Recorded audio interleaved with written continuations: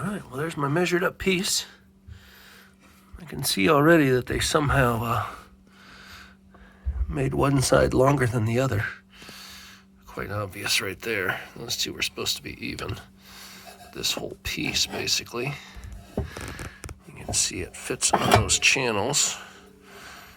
And this piece is on the channels, and then that flange meets right up to that flange. Will get bolted there. And then these pieces, that's over as far as that'll go. And I'll basically drill a hole, and in the pieces that are below it,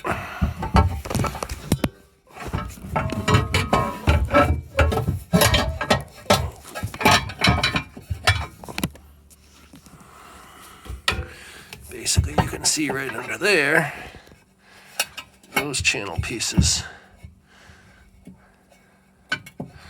right into there, right into that channel, I'll drill and tap.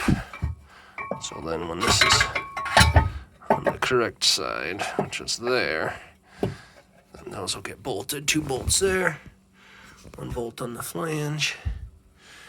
And although that's a little tight on the belt action, that expands into the middle, and this clutch expands, closes, so it shouldn't get any closer to the port side. And then my heater can be mounted right on top of that.